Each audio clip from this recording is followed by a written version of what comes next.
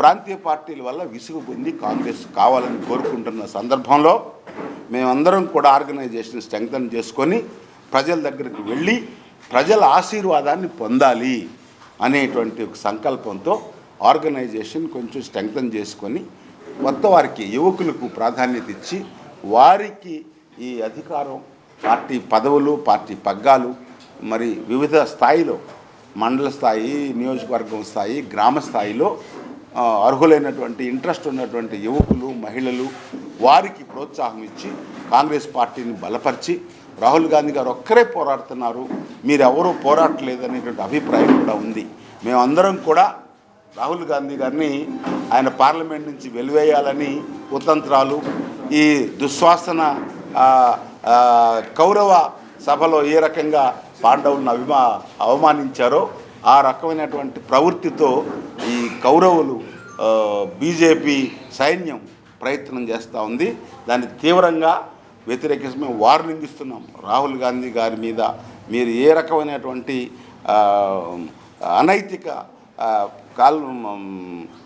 కార్యానికి మేము పాల్పడితే మేము ఊరుకోము. మేము అందరం కూడా ప్రతి గ్రామంలో మేము సంఘటన చేసి మేము యాజిటేషన్ చేస్తామని చెప్పి వార్నింగ్ ఇస్తూ ఉన్నాం. బీజేపీ వారికి, తెలుగుదేశం వారికి, జనసేన వారికి, జగన్మోహన్ రెడ్డికి కూడా. ఎందుకంటే ముగ్గురు, బాబు గారు, జగన్ గారు, పవన్ గారు, బీజేపీ, వీళ్ళు ముగ్గురు మోడీ గారికి వారి ఆశీర్వాదం ఎవ్రీడే హాట్ లైన్. ప్రతిపక్షం లేదు, ఏమైనా ప్రతిపక్షం ఉంటే కాంగ్రెస్ పార్టీ ఉండాలి. దయచేసి పోలీసు వారికి, రెవెన్యూ వారికి, అధికారులకి నేను మనవి చేస్తూ ఉన్నాను. న్యాయం కోసం పోరాడుతున్నాం. కాంగ్రెస్ న్యాయం కోసం ముందుకొస్తాం. మేమంతా ఉన్నాం జిల్లా పార్టీకి అండగా. తప్పనిసరిగా జిల్లా నాయకులు మండల స్థాయికి వెళ్ళి మండల అధ్యక్షులకు అండగా ఉంటారు. మండలంలో ఉన్నటువంటి కమిటీ గ్రామ గ్రామానికి వెళ్ళి గ్రామంలో కాంగ్రెస్ పార్టీ నిలబెడుతుంది. ప్రతి లీడరు కూడా కాంగ్రెస్ జెండా వేసుకోవాలి. ప్రతి లీడరు కాంగ్రెస్ ఫ్లెక్సీ రావాలి. కాంగ్రెస్ ఈ దేశాన్ని రక్షించి దేశాన్ని అభివృద్ధి చేసినటువంటి మహత్తరమైనటువంటి పార్టీ. కరెక్టే, తప్పులు చేశారు కాబట్టే శిక్షించారు. హత్య చేసిన వాడు కూడా 14 ఏళ్ళు జైలు శిక్ష వేస్తారు. మేము ఎవరిని హత్య చేయలే, మాకు 14 ఏళ్ళు అయిపోయింది. మాకు ఇక అవకాశం ఇవ్వండి అని కోరుకుంటున్నాం. అవకాశం ఇవ్వండి. మేము తప్పనిసరిగా దేశ సేవ ఆంధ్రప్రదేశ్లో సేవ చేయడానికి సిద్ధంగా ఉన్నాం. కాంగ్రెస్ పార్టీ అధికారంలోకి వస్తే తప్పనిసరిగా ప్రత్యేక హోదా తెస్తాం. మర్చిపోవాలని వీళ్ళు ప్రయత్నం చేసినా మర్చిపోం. పోలవరం నిర్మాణం 10 ఏళ్లలో 11 ఏళ్లలో వీళ్ళు చేయలేకపోయారు.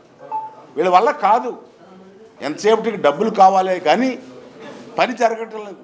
ఎప్పుడు పూర్తి చేస్తారు మీరు పోలవరం? అదేవిధంగా విశాఖపట్నం స్టీల్ ప్లాంట్ విషయానికి వస్తే సిగ్గుచేటు. 4 రాష్ట్రాల్లో స్టీల్ ప్లాంట్ ప్రైవేటైజ్ చేస్తామని చెప్పి ప్రకటించింది మొదట్లో కేంద్రం. ఆంధ్రప్రదేశ్లో విశాఖపట్నం, ఛత్తీస్గఢ్, ఒరిస్సా, మళ్ళీ తమిళనాడు. ఆ 3 రాష్ట్రాల ఎంపీలు వెళ్ళి కుదికి పట్టుకున్నారు, మీరు ఎందుకు చేస్తారు, నథింగ్ డూయింగ్, మేము వదిలిపెట్టమని. కానీ ఆ 3 రాష్ట్రాల ప్రకటన వెనక్కి తీసుకొని నోటిఫై చేశారు. కానీ విశాఖపట్నం మాత్రం పైకి చెప్తారే కానీ ఇంకా ఆ ప్రకటన వెనక్కి తీసుకుంటున్నామని నోటిఫై చేయలా. మీరుంటేనే ఆ ప్రభుత్వం నడుస్తూ ఉంది. మీరు అర్థించటం బదులు మీరు డిమాండ్ చేయండి. అది చేయకుండా విశాఖపట్నం స్టీల్ ప్లాంటు చాప కింద నీళ్ళలాగా దాన్ని రెక్కలు విడిచి ప్రైవేటైజ్ చేయాలని ప్రయత్నం చేస్తుంటే, దయచేసి ఒరిస్సా వాళ్ళు అన్నారు, మీరు ప్రైవేటైజ్ చేస్తే నీళ్ళు ఇవ్వము, విద్యుత్ శక్తి ఇవ్వము, ఎవడు కొంటాడో చూద్దాం అని బెదిరించారే. కనీసం అదైనా చెయ్యండి. ఈరోజు పెద్ద మాటలు చెప్పటం కాదు. ఇవన్నీ కూడా దయచేసి ప్రతిపక్షంగా కాంగ్రెస్ పార్టీ డిమాండ్ చేస్తూ ఉంది. రూలింగ్ పార్టీని మీరు ప్రత్యేక హోదా, అమరావతికి ఏం తెచ్చారండి ఇప్పటి వరకు? మొత్తం నిధులన్నీ గుజరాత్ వెళ్తూ ఉన్నాయే, బీహార్ వెళ్తూ ఉన్నాయే. మీరు లేకుండా ఈ ప్రభుత్వం నడవదని అందరికీ తెలుసు. ఆంధ్రప్రదేశ్కి ఏం చేశారు మీరు? ఉత్తర కోస్తా ప్రత్యేక హోదా ప్రత్యేక ప్యాకేజ్ తెచ్చారా? రాయలసీమ జిల్లాలకి ఇవ్వాల్సిన బుందేల్ఖండ్ తరహా ప్యాకేజ్ ఏమైనా తెచ్చారా? అక్కడ ఎప్పుడు నిర్మిస్తారు? మళ్ళీ మీరు అమరావతిని ఎప్పుడు పూర్తి చేస్తారు? ఇంకా చిత్రాలు చూపించొద్దండి. ఒక సెక్షన్ ఇంకా అంటున్నారు, మళ్ళీ జగన్ వస్తాడేమో ఇదంతా మళ్ళీ పోతుందేమోనని ఉన్న వాళ్ళు కూడా వెనక్కి వెళ్తున్నారు. ఇది పరిస్థితి. ఆ అపోహలు తొలగించండి, చిత్తశుద్ధితో పనిచేయండి. అమరావతి మన రాజధాని, దాన్ని నోటిఫై చేసి అందరి ఆమోదయోగ్యంతో త్వరగా బిల్డింగ్స్ మొదలేసి కట్టండి, రోడ్లు వేయండి, దీపాలు పెట్టండి, ఇళ్ళు కట్టి అక్కడ ఒక రకమైనటువంటి సంస్కృతి కల్చర్ వచ్చేలాగా చేయండి. ఇది చేయకుండా ఇంకా 30,000 ఎకరాలు, ఇంకా 40,000 ఎకరాలు, ఇవన్నీ అపోహలకు దారితీస్తుంది. కాబట్టి దయచేసి కాన్ఫిడెన్స్ ఇవ్వండి, నమ్మకం కలిగించండి. మీకు అధికారం ఇచ్చారు, ప్రజలు మిమ్మల్ని ఆశీర్వదించారు. దయచేసి డూ యాక్షన్, పని చేయండి, మాటలు మానేయండి. సూపర్ 6 ఎక్కడా? రైతు భరోసా ఎక్కడా? ఇవన్నీ కూడా దయచేసి మీరు చేయండి. మా దళితుల స్కాలర్షిప్స్ అన్నీ తీసివేశారే, ఫీజు రింబర్స్ తీసేశారే.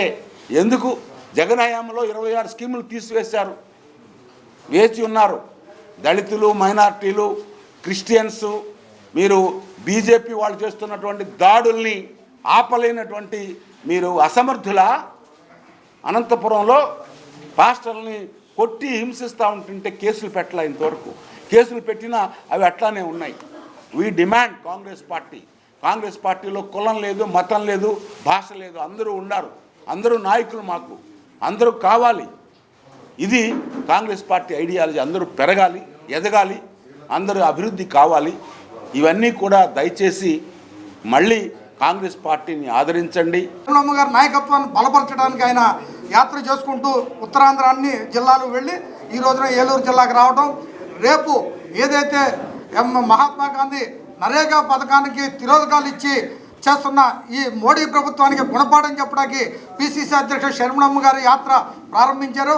ఆ యాత్రని ఏ విధంగా మన అందరం కూర్చుని స్థానికంగా మండల కాంగ్రెసు, అదేవిధంగా జిల్లా కాంగ్రెసు, అదేవిధంగా అన్ని వర్గాల వారిని, ఎస్సీ బీసీ మైనార్టీ అన్ని వర్గాల వారితో సంప్రదించి నిర్ణయం తీసుకుని మనం పటిష్టం చేయడానికి పెద్ద ఎత్తున ఇలా ఏంటంటే మనం పెద్ద ఎత్తున జనం అటెండ్ అయ్యి ఈ కార్యక్రమాన్ని ఎవరికి వాళ్ళు నేను నాది అనుకుని మనందరిది అనుకుని జయప్రదం చేయడానికి ఆయన మరి వచ్చి ఈ కార్యక్రమాన్ని జయప్రదం చేయమని చెప్పి మమ్మల్ని అందరినీ కోరడానికి రావడం జరిగింది.